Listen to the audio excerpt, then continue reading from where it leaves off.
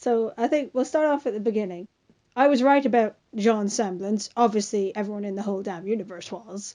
I did say in a reply to one of the comments that, oh, it might be something else. And I was just like, well, the only thing that I can think of it being is either aura amplification, because obviously aura heals from injuries, but only very slightly, like as we saw in Volume 1. Big whoop. No. Just nice touch, but no. We've been waiting several seasons to hear this, and I'm sorry, but surely when you are resuscitated from almost dying, you would say one little word. Thank you. I did not hear one thank you from Weiss. Ever. Like, I know she's supposed to be a reformed Ice Queen, that she at least has some manners to say thank you. Hazel's semblance was interesting. I did like that. But I think one of my favorite bits was probably Nora smacking him in the face with the hammer and Ren getting electrocuted. Okay, he's definitely not dead, but Nora's gonna be pissed, and she was. And then as soon as I realized that, oh, he's using electric dust, I was like, yeah, he's so getting smacked in the face for that. And it was so satisfying to see. It was well done, but I had lots of problems with Adam and Blake's bit, and I was just like, yeah, of course she shows up. But there's a particular bit where the whole crowd comes in. I like the touch of all the people having just shields against the more attacking sort of weapons. And I'm just like, there's hundreds of people there, and they have an entire crowd, and they managed to get the Mistral military in without Adam seeing. Obviously his mask renders him blind, or it's ridiculous.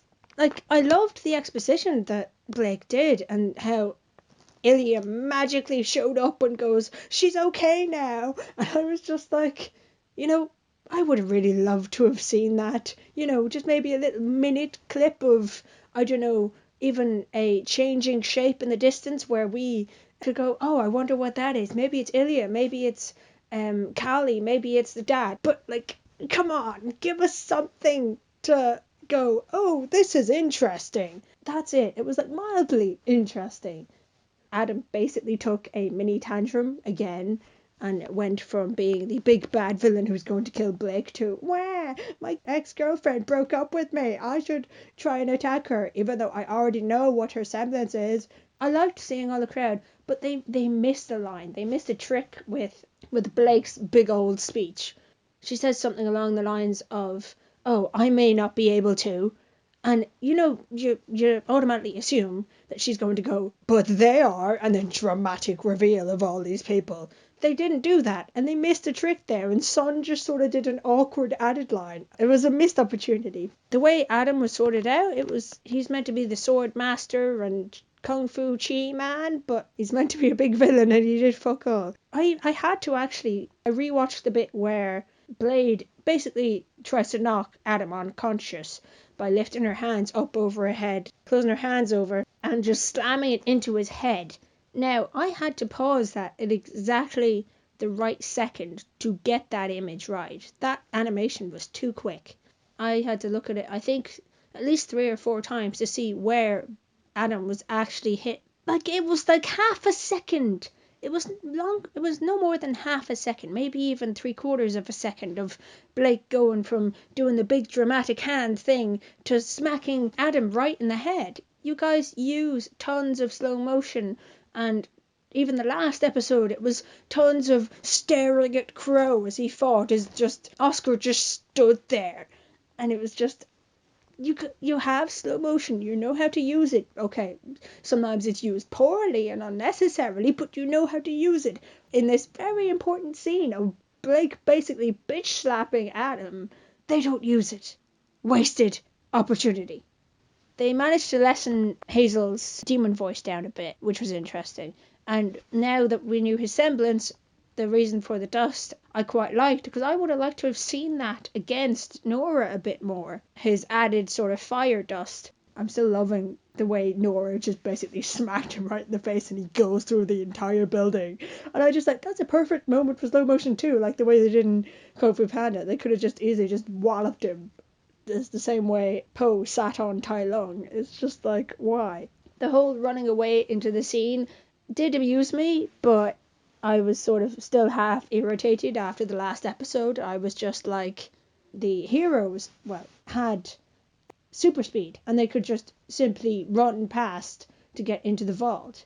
Yang did exactly that. Once again, she had to be prompted to do something.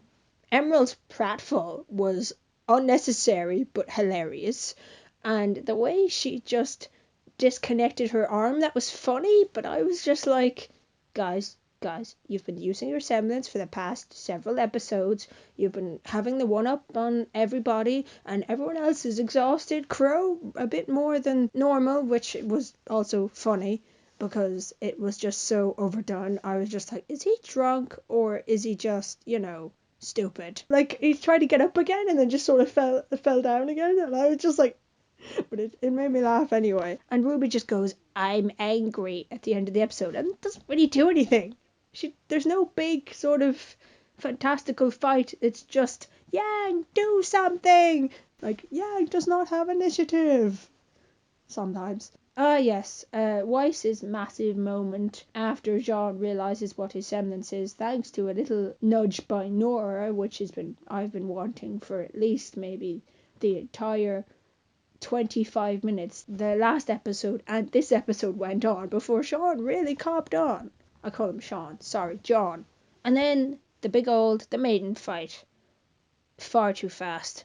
What I really want clarification on, which they haven't done, and I know they've done little shorts about it, clarify what maiden powers are actually all about.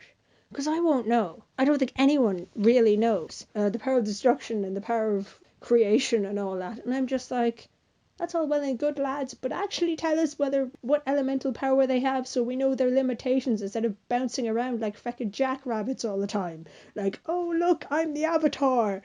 I enjoyed, I think, mainly the second half of it. The second half of it was nicely done. But because we don't know the guidelines of what each power is and what their limitations are, it is very hard for anyone, well, even more casual watchers would just enjoy the fight for what it is, but people who actually enjoy the lore and stuff would feel like it's a cop out because they need to explain it more. They need to do they did a lovely short, but they didn't explain what their powers are.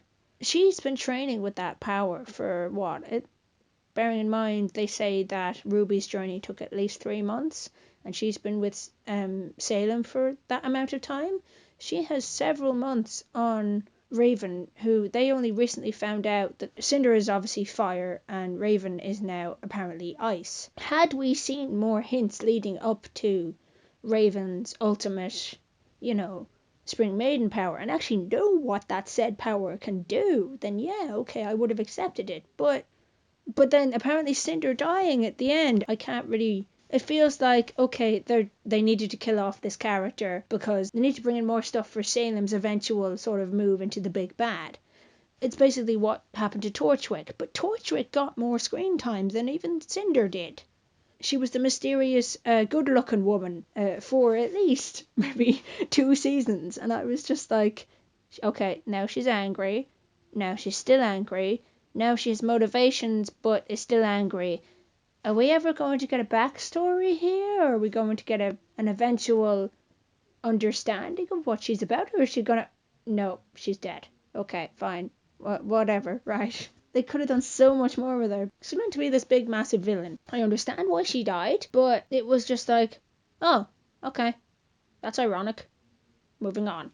The music I liked, but I just gonna listen to that in the soundtrack anyway. I'm not really gonna think of that fight. I'm just gonna be like, oh, okay, that's a cool song. They did this whole Kamehameha scene, the big massive sort of spheres of magic, and they just sort of did this bit where Cinder sort of stretched her head back as far as it can go so it looked like she had no head, and I was just pissing myself at that instead of the whole, oh look at this is so cool. I'm just like, what the hell is she doing? They put that amount of effort. I thought they were going to do like a massive spell, like either Ruby's silver eyes or Nora's hammer strike, but no, they just, oh look, let's make the massive sword bigger. And I know that's supposed to be cliche and that's supposed to be sort of taking the mick out of other shows, and when you're meant to be making those obvious comparisons, it's not meant to be stupid. It's meant to be interesting. And oh, okay, we understand that this bit is funny. We understand that this bit is sad. We understand that this bit is mysterious.